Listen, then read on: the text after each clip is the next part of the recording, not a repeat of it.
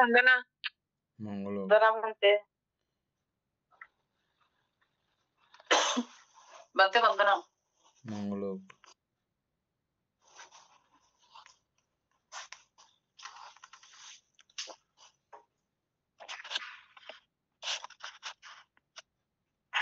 উপাসক আমাদের প্যারা নাম্বার হচ্ছে যে 585 প্রশ্ন মতো আজকে আমরা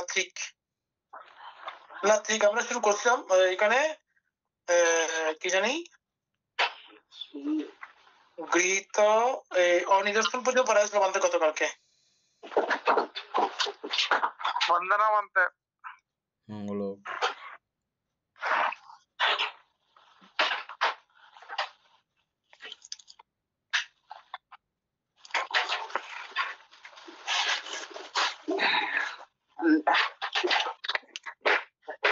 বন্দনা মানতে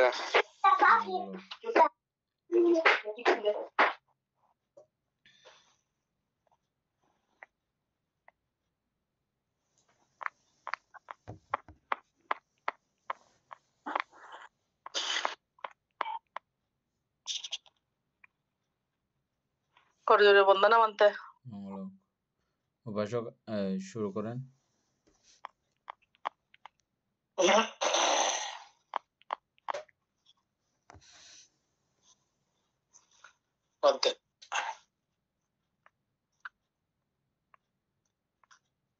যা কিছু আভ্যন্তরের রূপ সবগুলোই সপ্রতীক রূপ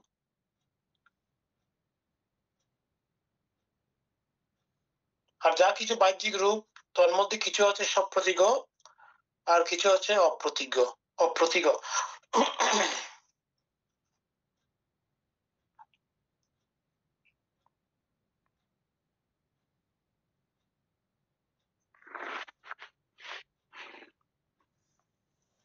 এটা কালকে মিলেছিলাম তো না না কালকে আমাদের আমরা অনিদর্শন পর্যন্ত আসছিলাম দে প্রতীক এখানে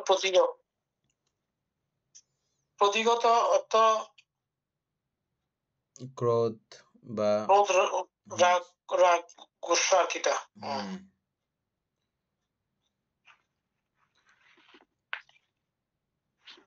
আমাদের আভ্যন্তরীণ সমস্ত রূপগুলো সব প্রতীক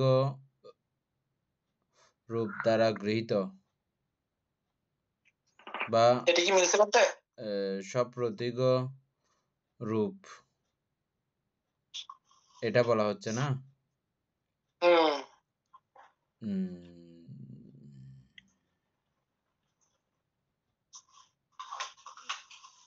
আভ্যন্তরীণ সব রূপগুলোকে এই প্রতীক দ্বারা প্রভাবিত হয়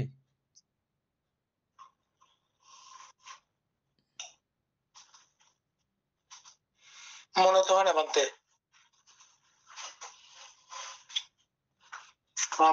আমার তো মনে হচ্ছে আপনারা কার কি মনে হচ্ছে বুঝতে পারতেছেন তো তাহলে প্রতীক বিষয়টা অন্য কিছু হবে না এখানে বুঝতে পারো বইতে আছে কি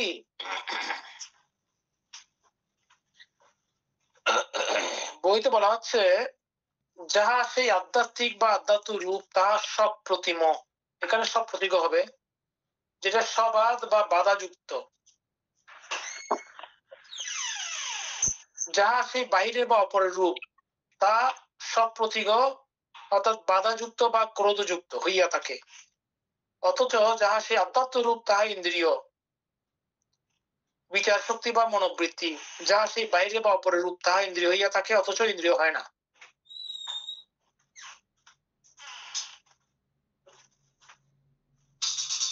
বুঝতে পারছেন এটা তো যাহা সেই আধ্যাত্মিক বা আধ্যাত্ম রূপ তাহা সপ্রতীক সবাদ বা বাধাযুক্ত,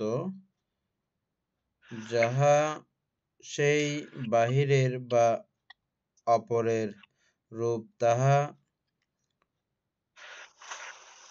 সপ্রতীক বাধাযুক্ত ক্রোধযুক্ত হইয়া থাকে, অথচ যাহা সেই আধ্যাত্ম রূপ তাহা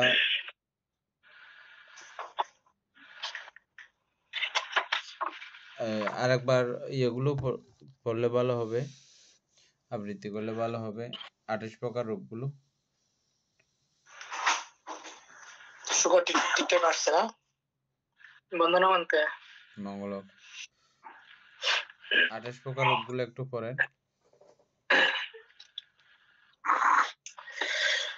চারি মহাভূত রূপ, চারি মহাভূত রূপ পটবিধাতু অপদাতু বায়ুধাতু প্রতীক দ্বারা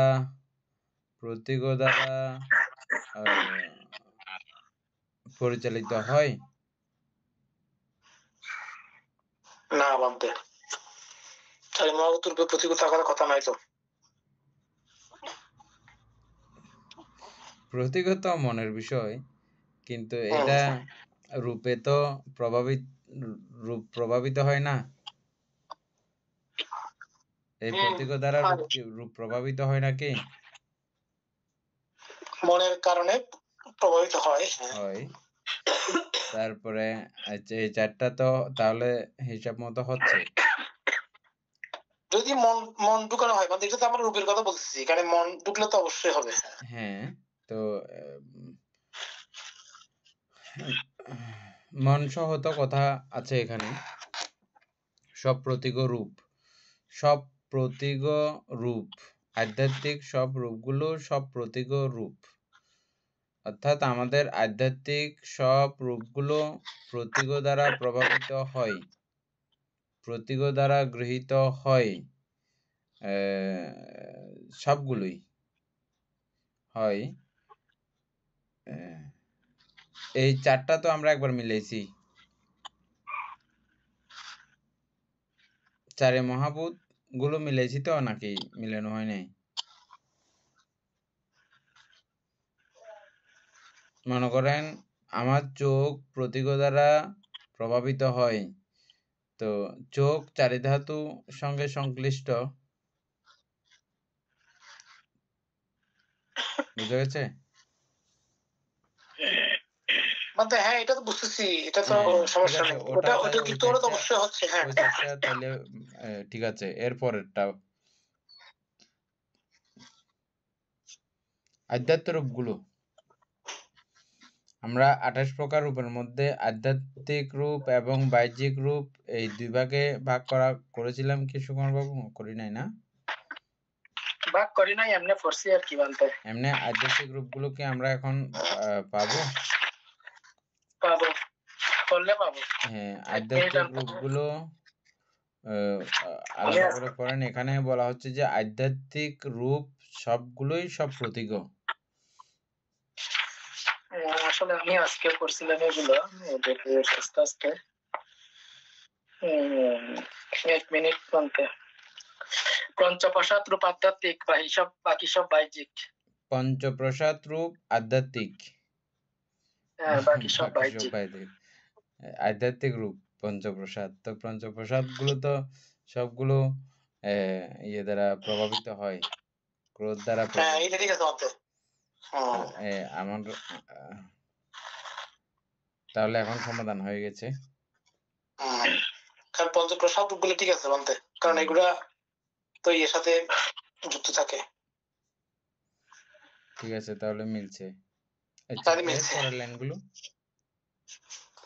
আর যা কিছু বাহ্যিক রূপ, তার মধ্যে কিছু আছে ইন্দ্রিয় আর কিছু আছে না ইন্দ্রিয়। বাহ্যিক রূপ কিছু আছে ইন্দ্রিয়, কিছু আছে না ইন্দ্রিয়। এটা মিলাইতে হইলে আমাদেরকে দ্বাবিংশতি ইন্দ্রিয়গুলো আবৃত্তি করতে হবে।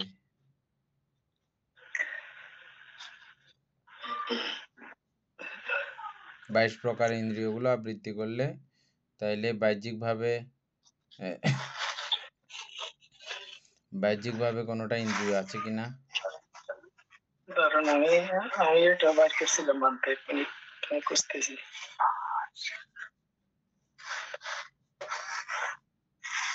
পঞ্চপ্রসাদ বাদ্যয় ও জীবিত ইন্দ্রিয় এই 7টি ইন্দ্রিয় রূপ, অবশিষ্টগুলি অনিন্দ্রিয় রূপ। আবার বলেন। কি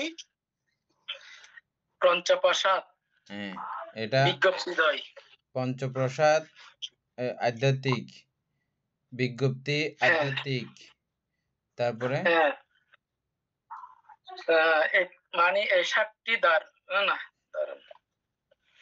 ও এবং জীবিত ইন্দ্রিয় আর জীবিত ইন্দ্রিয় এই 8টি হচ্ছে ইন্দ্রিয় রূপ, অবশিষ্টগুলি অনিন্দ্রিয় রূপ। পঞ্চপ্রসাদ, জীবিতেন্দ্রিয়, 8টা কি? বাপদ্বয়।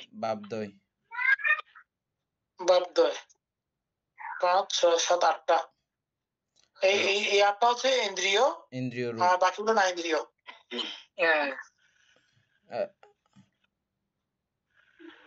না ইন্দ্রিয় বলতে এরকম না, বাহ্যিক ইন্দ্রিয় আর কি। হ্যাঁ, এগুলো আধ্যাত্মিক ইন্দ্রিয়, ওগুলো বাহ্যিক ইন্দ্রিয়। ইন্দ্রিয় 22 প্রকার না? হ্যাঁ বানতে দ্বাবিংশতি ইন্দ্রিয়। আর 14টা, এই 8 বাদ দিলে বাকি 14টা বাহ্যিক ইন্দ্রিয়। তো বাকি 14টা একটু পড়লে তো আমরা ক্লিয়ার হইতাম বোধহয়। বাকি 14টা সুকুমার বাবু। 4 মহাভূত রূপ, বাহ্যিক, গোচর রূপ, ঠিক আছে। তারপরে অর্থাৎ হৃদয় রূপ, অর্থাৎ হৃদয় বাস্তব। তারপরে হচ্ছে আহার রূপ, তারপরে হচ্ছে বিজ্ঞপ্তি রূপ। হৃদয় রূপ বলতে ওই যে ওই দিন যেগুলো মনের কথা বলছিলাম আমরা, ওটা মনে যে উৎপন্ন হয়, হৃদয়ে যে উৎপন্ন হয়, উপাসিকা ওগুলো যেদিন ওই ইয়েগুলো বলছিল না, ওইটা। তারপরে হচ্ছে যে আহার রূপ, অর্থাৎ কমলিকিতার আহার। তারপরে হচ্ছে বিজ্ঞপ্তি রূপ না পরিচ্ছেদ রূপ আনতে, পরিচ্ছেদ রূপ হচ্ছে যে আকাশ ধাতু। তারপরে হচ্ছে বিজ্ঞপ্তি রূপ, কায়ী বিজ্ঞপ্তি, ভাব বিজ্ঞপ্তি, কায়ী বিজ্ঞপ্তি, বাক বিজ্ঞপ্তি। তারপরে হচ্ছে যে বিকার রূপ, লঘুতা, মৃদুতা, কর্মণতা। তারপরে হচ্ছে যে লক্ষণ রূপ হচ্ছে যে জড়তা, উপচয়, সন্ততি, অনিত্যতা। আমরা মূলত আলোচনাতে ছিলাম যে ইন্দ্রিয় নিয়ে, 8টা ইন্দ্রিয় রূপ তো 8টাই বানতে, 8টা, আরগুলো সব অনিন্দ্রিয়, এগুলো ইন্দ্রিয় না। বাকি 8, এই 8 ছাড়া এই 8টা রূপ হচ্ছে যে ইন্দ্রিয় রূপ, বাকিগুলো অনিন্দ্রিয় রূপ। এটা হয়েছে তো এখন না?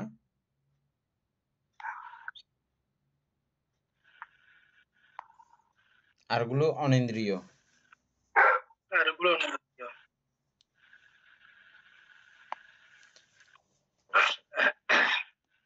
এই 8টা বাদ দিয়ে বাকিগুলো অনিন্দ্রিয়।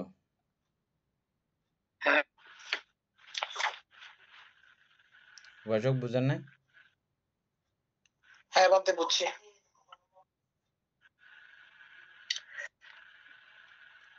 ঠিক আছে, তারপরে এটা মানে পঞ্চপ্রসাদ রূপ এবং হৃদয় রূপ, এই 6টি হচ্ছে যে বাস্তু রূপ আর কি, বাকি সব অবাস্তু রূপ। ঠিকই, পঞ্চপ্রসাদ রূপ, হৃদয় রূপ, এই 6টা বাস্তু রূপ। এই 6টি হচ্ছে যে বাস্তু রূপ, বাকি সব অবাস্তু রূপ। হ্যাঁ ঠিক আছে।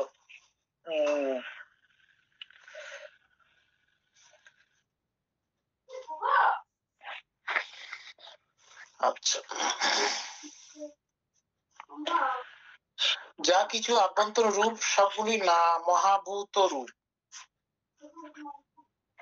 হ্যাঁ, যা কিছু আভ্যন্তর রূপ সবগুলোই না মহাভূত রূপ।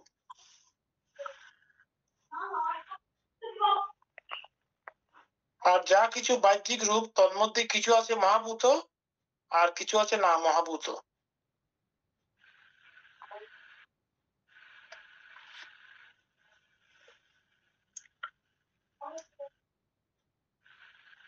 এটা তো কিভাবে মিলবে? তাইলে তো মিলবে না, না?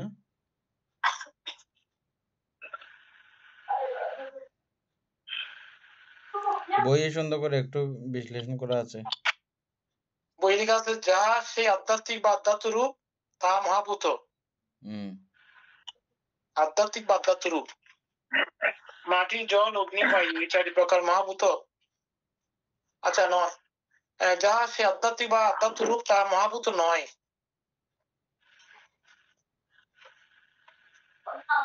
যা সেই বাহিরের বা অপরের রূপ তা মহাভূত হইয়া থাকে, অথচ মহাভূত হইয়া থাকে না।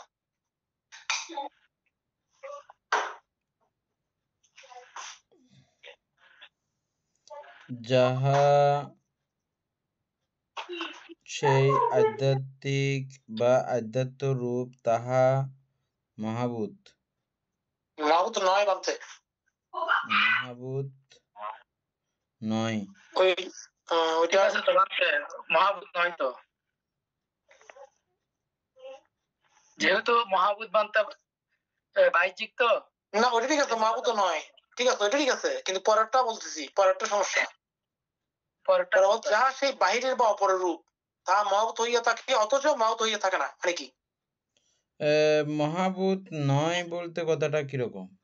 আধ্যাত্ম যেগুলো আছে সেগুলো কি মহাভূত নয়? কথাটা এটা অবশ্যই মহাভূত নয়। এটা কেন? আধ্যাত্মিক নয় হিসেবে, আধ্যাত্মিক নয় হিসেবে তো আধ্যাত্মিকের মধ্যে থাকলে মহাভূত, আধ্যাত্মিক মধ্যে না থাকলে মহাভূত নয়। ঠিক আছে তো? যাহা সেই আধ্যাত্মিক বা আধ্যাত্ম রূপ তাহা মহাভূত নয়। ঠিক আছে তো? আধ্যাত্ম রূপগুলো কি মহাভূত নয়? না। কেন? শুধু পঞ্চপ্রসাদ রূপ আধ্যাত্মিক, বাকি সব বাহ্যিক। আধ্যাত্মিক রূপ গুলো জ্ঞান হয় তো, এখন বললাম না, পঞ্চপ্রসাদ ছাড়া বাকি সব বাহ্যিক, ওই যে বাহ্যিক আর কি। শুধু পঞ্চপ্রসাদের মহাভূত বলা হচ্ছে যেখানে, ওখানে পড়লে একটু পড়ছে তো। পঞ্চপ্রসাদ পঞ্চপ্রসাদ পঞ্চপ্রসাদ কি এখানে মহাভূত মধ্যে না? কোন একটা শব্দ আছে। পঞ্চপ্রসাদ কি মহাভূত না? হ্যাঁ, মিলে না। মহাভূত নয়, এগুলো আধ্যাত্মিকের মধ্যে রেখে দিচ্ছে আর কি। হ্যাঁ, তো আধ্যাত্মিক হইলেও মহাভূত তো এটা। কিন্তু আবার মহাভূতকে বাহ্যিক করে ফেলছে, আলাদা করে মহাভূতকে বাহ্যিক করে ফেলছে। যাহা সে বাহিরের বা অপরের রূপ তাহা মহাভূত হইয়া থাকে, অথচ মহাভূত হইয়া থাকে না। এটা কত নাম্বার করতেছেন দাদা? তিকের মধ্যে কত নাম্বার প্যারা? এখানে কত নাম্বার প্যারা? না না, আছে, এর আগে আছে ওই ত্রিক আর কি, ত্রিকের মধ্যে কত নাম্বার? ত্রিকের মধ্যে এটা ত্রিকের মধ্যে আমরা কয়টা নামছি যে? কয়টা প্যারা মধ্যে? ত্রিকের মধ্যে 1 2 3 4 5।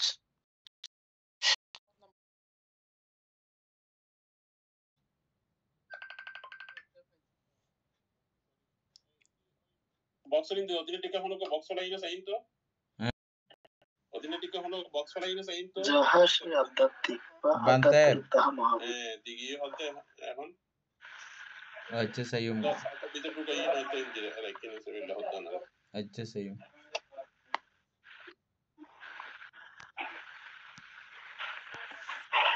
যা কিছু অভ্যন্তর রূপ সবগুলি না ঠিক আছে, যাহা সেই আধ্যাত্মিক বা আধ্যাত্ম রূপ তাহা মহাভূত নয়।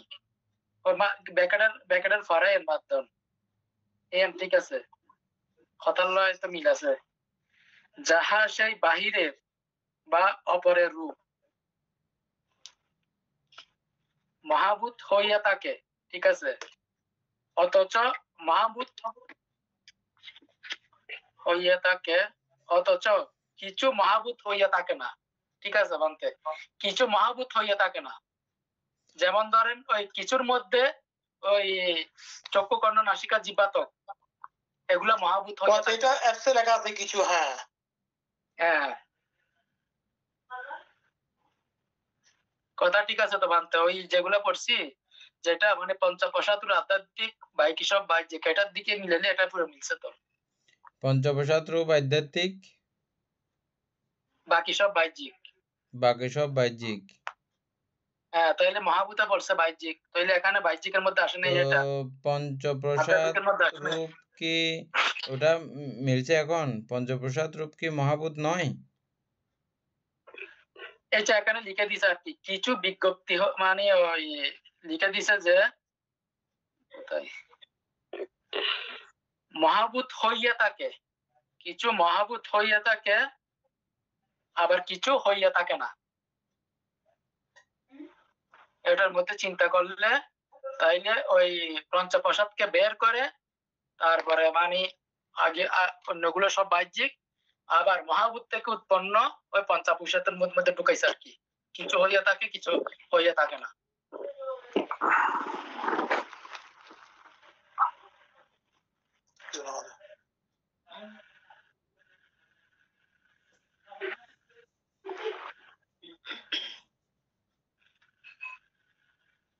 আমি মেইন বই অ্যাপ থেকে পড়তেছি আর কি, কিন্তু অ্যাপসে এইভাবে লেখা নাই মনে হয়। বইটা আবার অ্যাপসে লেখা আছে কিছু। হ্যাঁ, বইটা আবার পড়েন তো।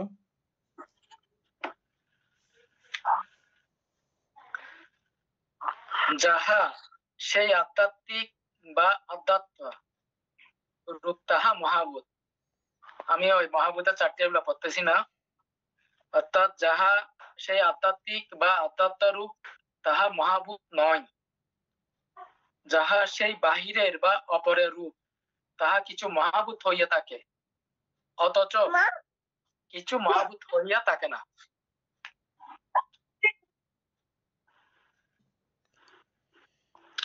প্রথম লাইনটাই তো মিলতেছে না কেন বানতে? প্যাকেটে মাটি, জল, অগ্নি ও বায়ু। যেখানে এখানে মানে সর্বপ্রথম আমি পড়ছি,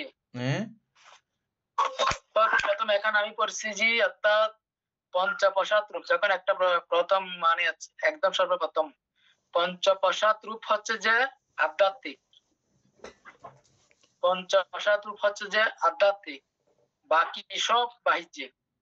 তাহলে বাকি সব বাহ্যিকের মধ্যে মহাভূতা পড়ছে, চারি মহাভূতা পড়ছে। তাহলে এখানে কথা আসছে যে যাহা সেই আধ্যাত্মিক বা আধ্যাত্ম রূপ তাহা মহাভূত নয়। তাহলে ওই কথার সাথে এই কথা মিলছে, পঞ্চপ্রসাদ ছাড়া মহাভূত আধ্যাত্মিক নয়, মহাভূত বাহ্যিক। আচ্ছা, এটা পরে আরো ইয়া করব, এরপরে যান, এটাই ব্যাকেট করে রাখেন।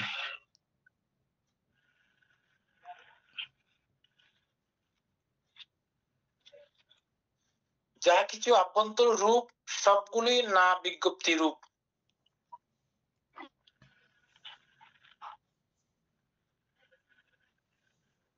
আর যা কিছু বাহ্যিক রূপ তন্মধ্যে কিছু আছে বিজ্ঞপ্তি আর কিছু আছে না বিজ্ঞপ্তি।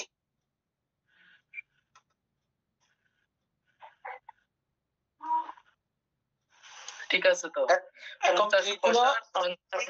পঞ্চপ্রসাদ এবং বিজ্ঞপ্তি দ্বয়, এই সাতটি হচ্ছে যে অর্থাৎ বিজ্ঞপ্তি রূপ, বাকি সব না বিজ্ঞপ্তি রূপ অর্থাৎ বিজ্ঞপ্তি নয়। পঞ্চপ্রসাদের মধ্যে এই যে কর্ণপ্রসাদ যেটা আছে ওটাতে বিজ্ঞপ্তি হবে না, এটা না কায় বিজ্ঞপ্তি হবে না বাক বিজ্ঞপ্তি হবে। এই যে বিজ্ঞপ্তির মধ্যে আসছে না বিজ্ঞপ্তিদ্বয় মানে কি বিজ্ঞপ্তি বা বিজ্ঞপ্তি। হ্যাঁ, পঞ্চপ্রসাদের মধ্যে চক্ষু, কর্ণ, নাসিকা, জিহ্বা এগুলো না, ত্বক, এগুলো সেখানে কান দিয়ে তো আমরা কোনো ইশারা ইঙ্গিত করি না, কোনো ভাষা প্রকাশ করি না, শুধু শুনে বিজ্ঞপ্তির মাধ্যমে শুনে। আচ্ছা,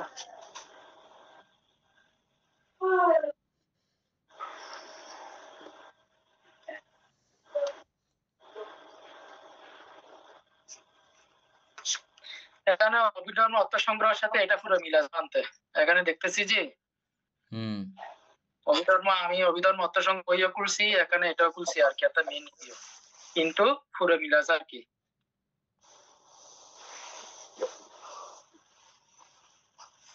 ওই রূপের মধ্যে অভিধর্ম অর্থ সংগ্রহে। হ্যাঁ,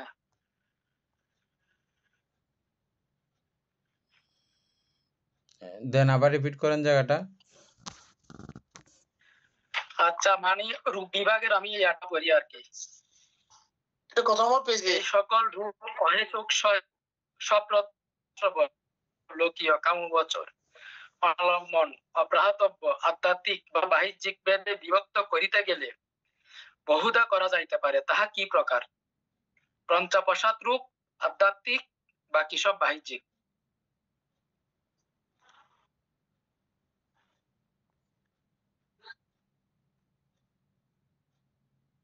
বিজ্ঞপ্তিদ্বয় এই 7টি রূপ দারূপ, বাকি সব অদারূপ। পঞ্চপ্রসাদ বাদ্যয় ও জীবিত ইন্দ্রিয় এই 8টি। পঞ্চপ্রসাদ ও সপ্ত বিষয় এই 7 এ দ্বাদশটি স্থূল রূপ, বাকি সব সূক্ষ্ম রূপ। অর্থাৎ সূক্ষ্ম অপ্রতীক রূপ বলেন এগুলো আর কি। ওই 16 প্রকার সূক্ষ্ম রূপ, 12 প্রকার বাইর করছিলাম। পঞ্চপ্রসাদ হচ্ছে যে আধ্যাত্মিক। হ্যাঁ, বাকি সব বাহ্যিক। বাকি সব বাহ্যিক। এটা কি এমনি প্রমাণিত হয়েছে? বাকি সব যে বাহ্যিক এটা কি মিলতেছে? এগুলা চারি মহাভূত রূপ দেখেন মানতে অবশ্যই বাহ্যিক। চারি মহাভূত রূপ বাহ্যিক। হ্যাঁ, রূপ মানে রূপ শব্দ গন্ধ রস গোচর রূপ সব বাহ্যিক। হ্যাঁ, তারপরে হচ্ছে যে বাস্তু রূপ, হৃদয় বাস্তু। বাস্তু রূপ তো আধ্যাত্মিক না? বাস্তু রূপ থাকে না, আধ্যাত্মিক না বানতে সবসময় বাস্তু রূপ বাহ্যিক। বাস্তু হচ্ছে যে আধ্যাত্মিক, বাস্তু রূপ না।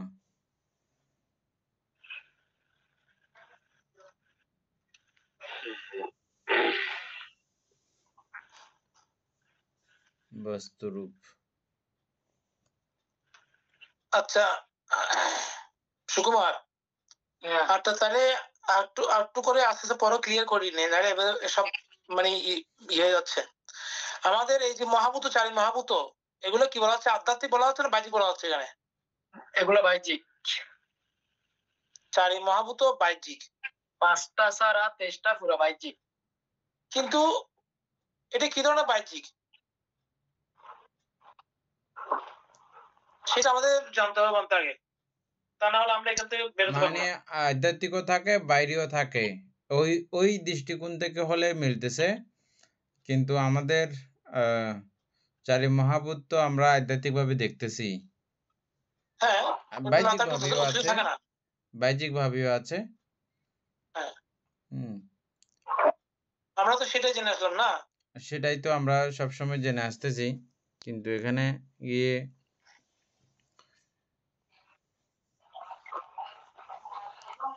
আমরা যে অনুভূতি পাই এটা কিসের দ্বারা? হৃদয় বাস্তু না বানতে অনুভূতি আর কি, অনুভূতির মাধ্যমে হৃদয়ের বাস্তু মধ্যে উৎপন্ন হয়। তাহলে এটা বাহ্যিক রূপের মাধ্যমে আসতেছে না। তারপরে হচ্ছে যে আমি আজকে আসলে এটা আজকে পড়বো, তো আমি এগুলো আজকে অনেকক্ষণ পড়লাম, সময় যখন পাইছি। শুধু 2টা ছাড়া, অর্থাৎ বাকি বাহ্যিক শুধু 2টা ছাড়া সবগুলো ঠিক আছে। 2টা বলতে ইন্দ্রিয় না, ওই স্ত্রী ভাব এবং পুরুষ ভাব বাদ রূপ দুইটা ছাড়া মানে অর্থাৎ যে ইয়া করতে পারি নাই।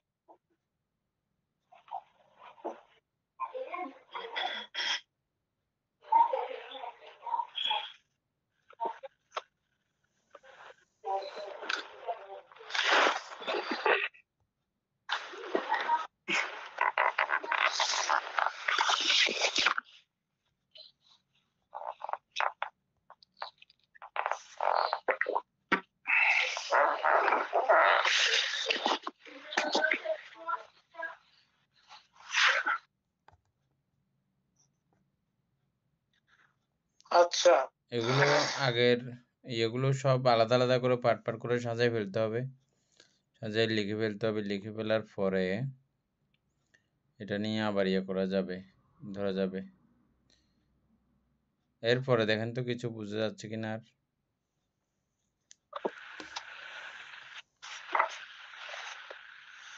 এরপরে আছে বলতে যা কিছু আভ্যন্তর রূপ সবগুলি না চিত্তের দ্বারা অবস্থান্তর প্রাপ্ত রূপ, আর যা কিছু বাহ্যিক রূপ তন্মধ্যে কিছু আছে চিত্তের দ্বারা অবস্থান্তর প্রাপ্ত আর কিছু আছে না চিত্তের দ্বারা অবস্থান্তর প্রাপ্ত। না চিত্ত মানে চিত্তগ্রাহী নয়। হ্যাঁ, এটার মধ্যে হচ্ছে যে চক্ষু শ্রোত অসম্পৃক্ত রূপ, ঘ্রাণ ও জিহ্বা কায় সম্পৃক্ত রূপ এবং এই 5টি গোচরগ্রাহী রূপ, বাকিগুলো অগোচরগ্রাহী রূপ। মানে এখানে চিত্ত লেখছে, ওখানে গোচরগ্রাহী রূপ এভাবে লেখছে। হ্যাঁ, গোচরগ্রাহী লিখছে আর কি। আচ্ছা, ঠিকই। চক্ষু শ্রোত অর্থাৎ চক্ষু শ্রোত অসম্পৃক্ত, হ্যাঁ ঠিক আছে, অসম্পৃক্ত রূপ, ঘ্রাণ ও জিহ্বা কায় সম্পৃক্ত রূপ, ঠিক আছে। এবং এই 5টি গোচরগ্রাহী রূপ, বাকিগুলো অগোচরগ্রাহী রূপ। হ্যাঁ এটা হলে ঠিক আছে। তাহলে এখানে চিত্ত লেখছে, ওখানে গোচরগ্রাহী বলছে না? হ্যাঁ। আচ্ছা, তাহলে এখানে যে এটা বুঝে চেষ্টা করে দিল ওইভাবে, যা কিছু আভ্যন্তর রূপ সবগুলি না চিত্তের দ্বারা অবস্থান্তর প্রাপ্ত রূপ, আর যা কিছু বাহ্যিক রূপ তন্মধ্যে কিছু আছে চিত্তের দ্বারা অবস্থান্তর প্রাপ্ত আর কিছু আছে না চিত্তের দ্বারা অবস্থান্তর প্রাপ্ত। তার মানে কি, যেগুলা এটা কি বলা হচ্ছে চক্ষু এবং স্রোত, এটা অবস্থান্তর প্রাপ্ত হয় না, এরকম অসম্পৃক্ত রূপ, কারণ দুইটা দুই ইয়ের। এবং আবার চক্ষু এবং রূপ, চক্ষুর সাথে আমার স্পর্শ হলে সেটা ঠিক আছে, সম্পৃক্ত। ওরকম বোঝা যাচ্ছে নাকি?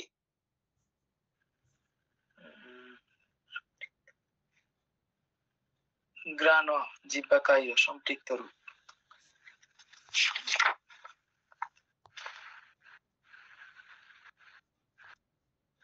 না, মিলতেছে না তো। ঘ্রাণ ও জিহ্বা কায় সম্পৃক্ত বলা হচ্ছে, ঘ্রাণের সাথে নাসিকার সম্পর্ক, জিহ্বার সাথে রসের সম্পর্ক, তাহলে কেমন হলো? না বলতে মিলতেছে না তো, আমার দ্বারা মিলতেছে না।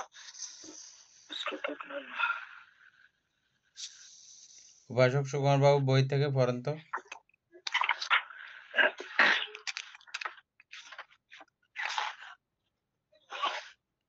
যাহা সে আধ্যাত্মিক বা অধ্যাত্ম রূপ তাহা চিত্তোৎপত্তি নয়, যাহা সে বাহিরের বা অপরের রূপ তাহা চিত্তোৎপত্তি হইয়া থাকে, অথচ চিত্ত উৎপত্তি নয়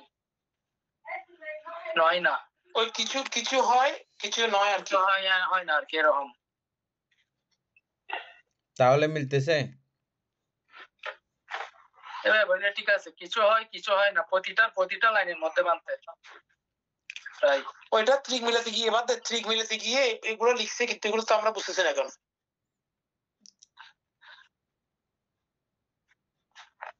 দুঃখের মধ্যে একটা না বুঝার মধ্যে পড়ে আছে না? দুঃখের মধ্যে একটা মনে বুঝি নাই, বাকি সবগুলো মনে ঠিক মিলছিল।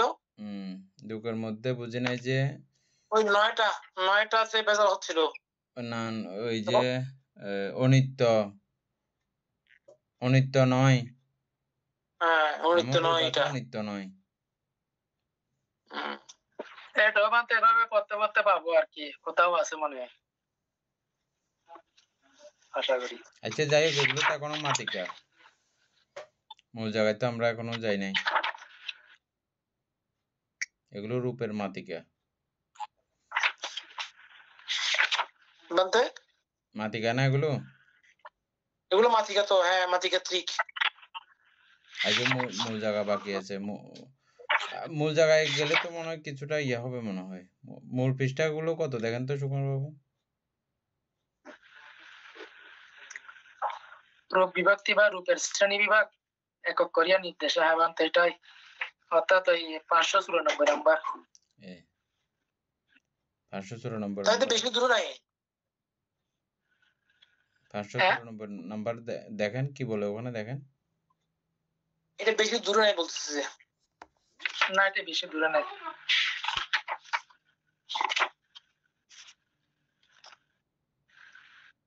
রূপের বিভাজন শ্রেণী বিভাগ একক নির্দেশ। সমস্ত রূপে না হেতু অহেতু হেতু বিযুক্ত সব প্রত্যয় সৃষ্টি, এগুলো তো পড়ছি মনে হয়।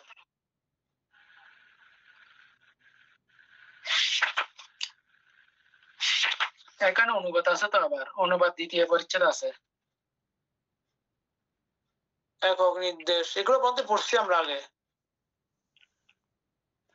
তারপরে দিক নির্দেশ। ও আচ্ছা। মহাভূত উৎপন্ন উপাদান রূপের বিশ্লেষণ। চতুক নির্দেশটা দেখেন। আমরা এখন দিক নির্দেশ না চতুক নির্দেশ বলতেছি যে। না আমরা বলতে পারতো এটা নির্দেশটা এটা ঠিক। এরপরে চতুষ্ক আছে বলতে, 4টা করে রূপ সংগ্রহ আছে। এগুলো আমরা ত্রিকুলের না বুঝলে বুঝবো না দেখবো না, ঠিক বুঝে দুঃসাধ্য হয়ে গেছে। মাও তো একটা জেনে আসছে, এখন উল্টাপাল্টা হয়ে যাচ্ছে। এটা কেন বলছে, এটা একটা কারণ আছে নিশ্চয়ই, নাহলে সব গ্রুপগুলো বইতে একই রকম লেখার কথা না বলতে। কারণ তো আছে।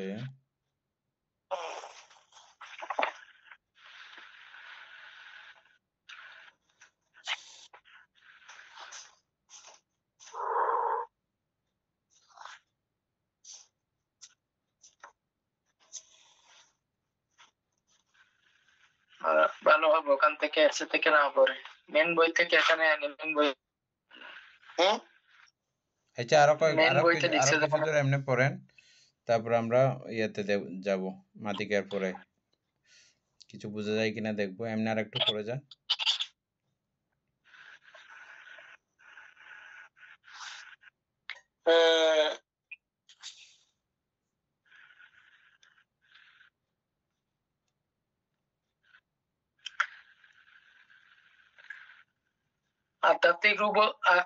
আধ্যাত্মিক রূপগুলো হচ্ছে যে স্থূল, যাহা বাহিরের রূপ তাহা সূক্ষ্ম হইয়া থাকে মানতে। বাহ্যিক রূপ স্থূল হইয়া সূক্ষ্ম হইয়া থাকে, মানে স্থূল হইয়া তারপরে সূক্ষ্ম হইয়া থাকে যে। তারপরে আমরা যে অর্থে সূক্ষ্ম বুঝি সেই অর্থে যদি সূক্ষ্ম মিলানো হয় মিলতেছে না কিন্তু সূক্ষ্ম রূপ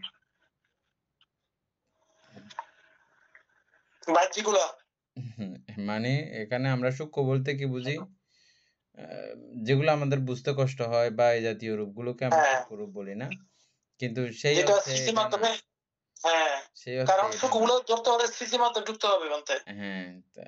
তো সেই অর্থে তাইলে সূক্ষ্ম রূপের ব্যাপারটা অন্য কিছু এখানে।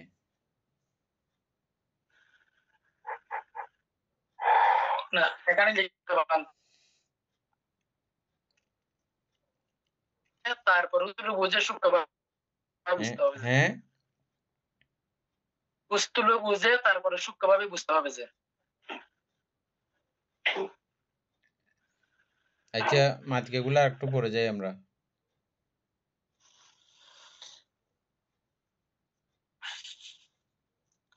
মাতিকার মধ্যে পরে আছে বলতে যা কিছু আভ্যন্তর রূপ সবগুলি চিত্তের সহগামী নয়। রূপ চিত্তের সহগামী নয়।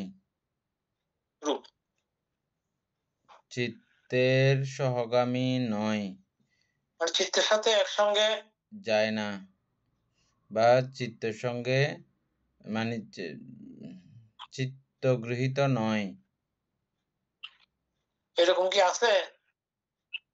আবার আবার রিপিট করেন তো।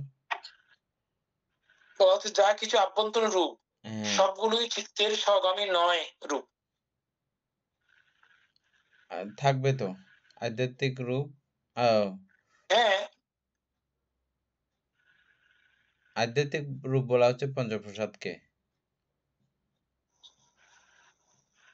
হ্যাঁ তো এগুলো চিত্তের সহগামী নয় কি? না হলে কাজ হবে কেমনে? উল্টা পাল্টা হয়ে যাচ্ছে মানুষ সবগুলো। ভুলা যাচ্ছে না, না না পুরো উল্টা, মিলতেছে না, কিছু মিলছে না। তো যা কিছু বাহ্যিক রূপ তার মধ্যে কিছু আছে চিত্তের সহগামী আর কিছু আছে চিত্তের সহগামী নয়।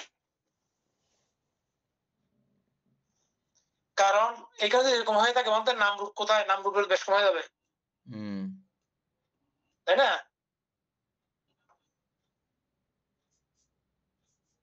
এখন কি সমস্যা, কেমনে বুঝবেন এটা? নাকি অনুবাদে মিস্টেক হয়েছে, এটা কেমনে বুঝবেন? সুকুমার বাবু বইয়ে কি আছে দেখেন তো, মোর বই।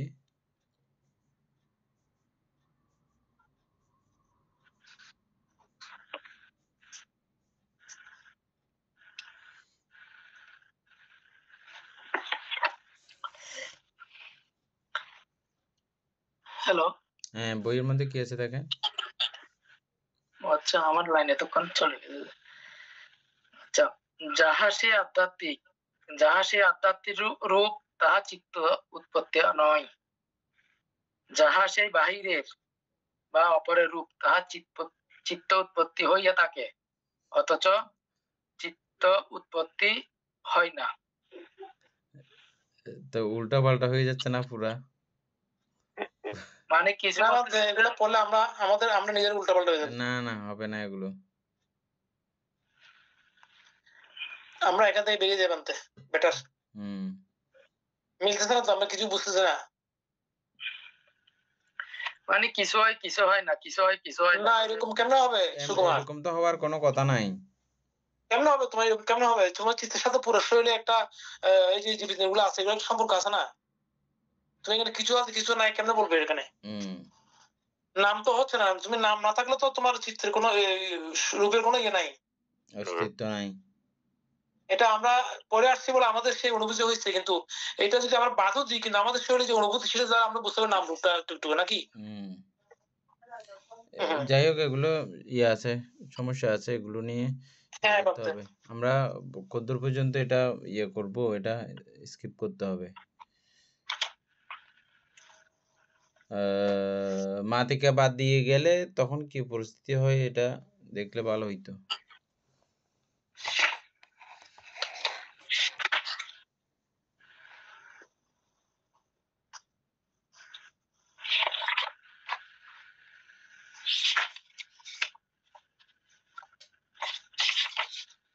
মাতিকা শেষ হয়েছে কোথায়, কত নম্বরে?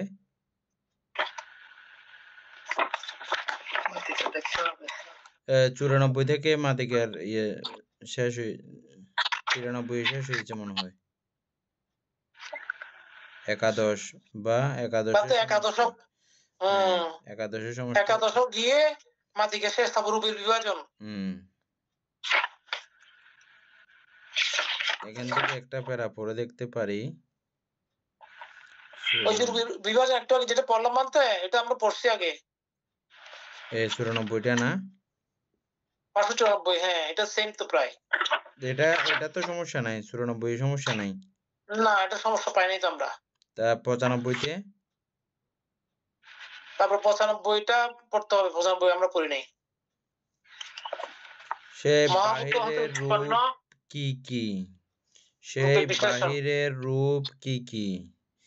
বাহিরের রূপ বলা হচ্ছে চক্ষু আয়তন,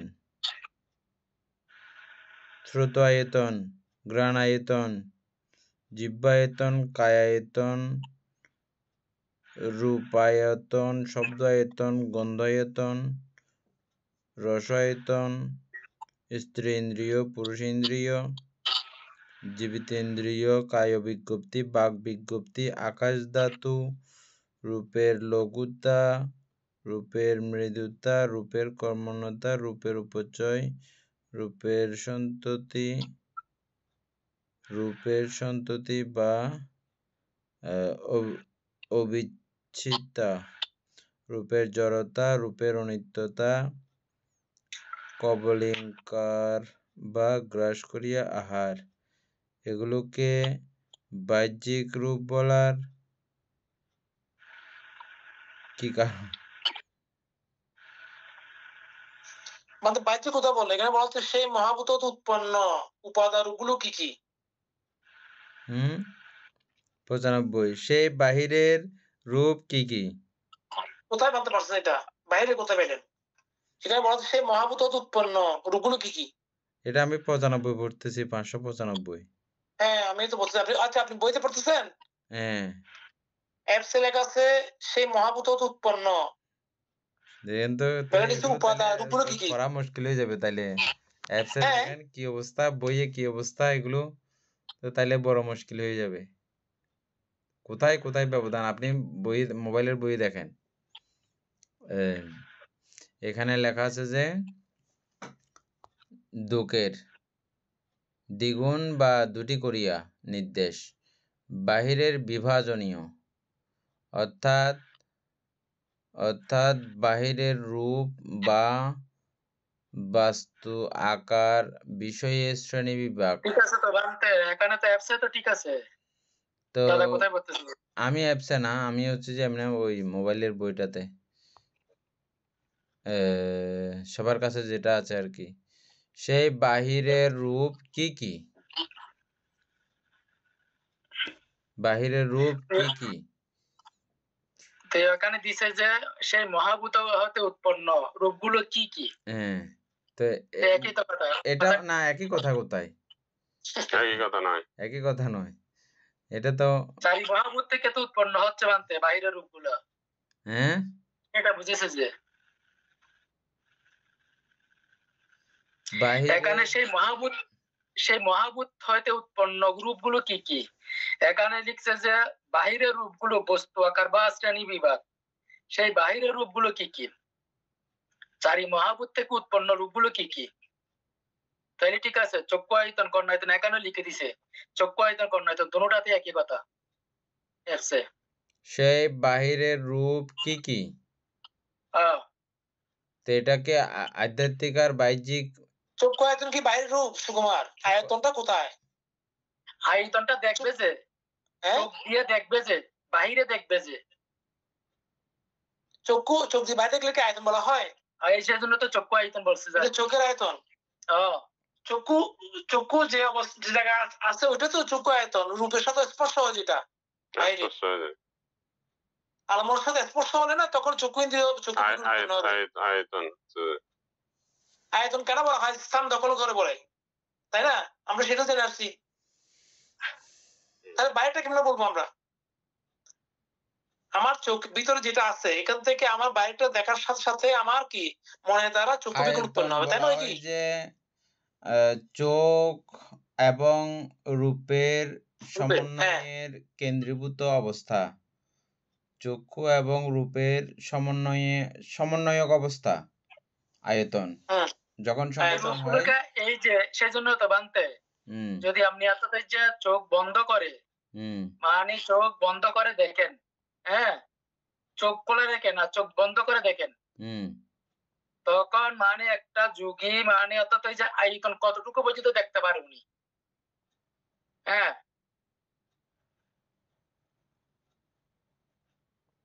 সেজন্য তো চক্ষু আয়তন বলছে। না এটা না, এটা না। আচ্ছা, অ্যাপসেটটা পড়েন, অ্যাপসেটটা অ্যাপসেটটা একই মানতে চক্ষু আয়তন আপনি যেটা প্রশ্নের মধ্যে ওইটা, কিন্তু অ্যাপসে লেখা আছে সেই মহাভূত উৎপন্ন উপাদানগুলো কি কি। হ্যাঁ, এটা হলে ঠিক আছে, এটা হলে পুরোটা মিলতেছে। উপাদারূপ কি কি? চক্ষু আয়তন, শ্রোত আয়তন, ঘ্রাণ আচ্ছা আয়তন, মহাভূত জিহ্বা আয়তন, মহাভূত হইলে আবার আবার তো এটা দেখেন আয়তন, রূপায়তন, শব্দ আয়তন, গন্ধ আয়তন, রস আয়তন, স্ত্রী, এগুলো সবগুলো মহাভূত হতে উৎপন্ন, এটা ঠিক আছে। আচ্ছা মানতে চক্ষু এই চারি মহাভূত এখানে লিখছে চারি মহাভূত রূপ, এখানে লিখছে বাহিরের রূপ, তাহলে এই চারি মহাভূত কি আধ্যাত্মিক নাকি বাহ্যিক? চারি মহাভূত আধ্যাত্মিক ও বাহিরের রূপ, বাহ্যিক। তাহলে এখানে লিখছে যে বাহিরের রূপ, ওখানে লিখছে যে চারি মহাভূত রূপ, কথা দুটোটা একই যদি বাহ্যিক হয়। আচ্ছা মহাভূত বা আধ্যাত্মিক হয় নাকি? না বাহ্যিক। হ্যাঁ না, তোমাকে তুমি প্রশ্ন করো, বইটা বাদ দাও। তোমার অবস্থান আমাদের সবার অবস্থান মহাভূত ছাড়া কোত্থেকে আসলো? বাইরে কারো বাদ দিয়ে আমরা আধ্যাত্মিক কথা বলি নাকি? প্রশ্ন নিজেকে করতে বলতেছে, ওইটা বইটা বাদ দাও না, বইয়ে এটা ভুল হয়েছে, এটা বললে তো হবে না। নিজেকে নিজে প্রশ্ন করো, আমি আমার অস্তিত্ব কোত্থেকে আসছে? বলা আছে আমাদের পুরো অস্তিত্বটা চারি মহাভূত দ্বারা তৈরি, এবং এই মহাভূতকে কেটিয়ে রাখছে কবলিগত আহার। ঠিক আছে, যদি কবলিগত আহার টিকিয়ে রাখে না, নাইলে কি আমাদের মহাভূতের অস্তিত্ব থাকে না? আমরা না খেলে কি হবো? মারা যাবো, তাই নয় কি? এটা তো সিম্পলি আমরা এটুকু পর্যন্ত জেনে আসতে অবশ্যই সবাই জানি এটা। আচ্ছা ঠিক আছে, এটা ওই অ্যাপসেটটা ইয়ে করতে হবে, যে বইয়ে গড়বড় আছে কিছু কিছু জায়গাতে। মানে আমি ওই দৃষ্টিকোণ বলছি, এই জন্য আমি মিলাচ্ছিলাম যেটা, মানে বইটা আর এটা মিলাচ্ছি না। কিন্তু যখনই বলা হচ্ছে বাহ্যিক, তখন সেটা আমি ভাবিত হচ্ছি, নিজেকে প্রশ্ন করতে পারতেছি না কি বলবো, কোথায় কি করতেছি এখানে, এটা হচ্ছে না, তো সেখানে প্রশ্নটা হচ্ছে দেন ইয়ার মধ্যে দেন, তার মধ্যে এখানে শুধু যে প্রশ্ন আসতেছে যে একটাই, পঞ্চপ্রসাদ রূপ আধ্যাত্মিক, তাহলে বাকি সব বাহ্যিক, তাহলে এই যে চারি মহাভূত রূপ কেন আধ্যাত্মিক হয় নাই? ওইখানে ওই প্রশ্নটা যথেষ্ট সুন্দর লাগতেছে এখন আমার ওভার মিলে। কিন্তু আমরা ওই অভিধর্ম সংঘের মধ্যে কিন্তু কিভাবে এভাবে মান্যতাতে জিজ্ঞাসা করি, ওভাবে এটা লেখা আছে, কিন্তু আমরা প্রমাণ তো করতে পারি নাই, এটা আর কি। লেখা আছে ঠিক আছে, কিন্তু আমরা আমাদের ভাষাগতভাবে ওইভাবে আমরা প্রমাণ তো করতে পারি না, এগুলো পরে চলে গেছিলাম আর কি। এখন বলতে হ্যাঁ ঠিক আছে লেখা আছে, কিন্তু আমরা এই আমাদের এখন নাম রূপের যে বিষয়গুলো আমরা জেনে আসছি এই পর্যন্ত, প্রমাণিত বিষয় প্রমাণ করে করে যেতে হবে না? অবশ্যই প্রমাণিত বিষয়, হ্যাঁ প্রমাণ ছাড়া তো কিছু নাই না। মানে এটা একটা যদি ক্লিয়ার করি যায় তাহলে মানে চলে আসবে আর কি। হ্যাঁ সেটা ক্লিয়ার করতে হবে। এখানে সব লেখা কিন্তু এটাই, এখানে জানতে ওই জন্য বলতেছি আর কি, এই জন্য বলতেছি আমরা কেন মানে ওই পঞ্চপ্রসাদ রূপকে আধ্যাত্মিক করছে, বাকি সব বাহ্যিক করে মানতে যেভাবে মানতে যে লিখছে যে।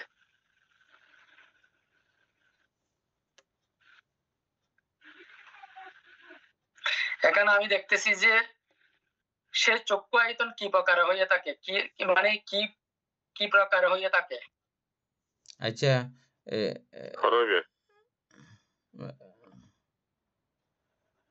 95টা আর অ্যাপসের থেকে একবার পুরা পড়লে এটা মিলছে কি? হ্যাঁ বাতে এটা কোনো সমস্যা নাই। 96 এই যদি মহাভূত উৎপন্ন, আমরা এটা আধ্যাত্মিক না, 96টা পড়লে মানে 96টা পড়লে আরো মানে ক্লিয়ার হবে। হ্যাঁ 96টা 10টা থেকে আমাদের কালকে পড়বো থাকে বলতে, বেশ কালকে ঠিক আছে তাহলে।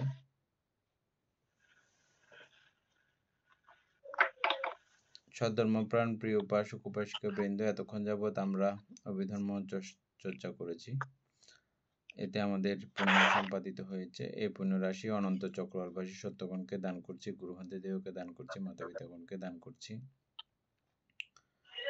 এবং যারা আমাকে প্রতিনিয়ত ধর্মচর্চায় সহযোগিতা করছেন তাদেরকে এই পুণ্যরাশি দান করছি, যারা আমাকে প্রতিনিয়ত চারিত্র ইত্যাদি দান করেন তাদেরকে এই পুণ্যরাশি দান করছি। এই পুণ্যরাশির কাছে আমরা প্রার্থনা করব যাতে আমরা এই অভিধর্ম চর্চা পুরোটা সম্পাদিত করতে পারি। এবং নির্বাণ লাভ করা অবধি অসৎ ব্যক্তি মূর্খ ব্যক্তি পাপমিত্র সংসর্গ লাভ না করে সদা সর্বদা জ্ঞানদর্শী কল্যাণ মিত্রের সান্নিধ্যে সংসর্গ লাভ করতে সক্ষম হই। এরূপ সাধু কামনা পোষণ করে আজকের মতো ক্লাস এখানে সমাপ্ত করছি।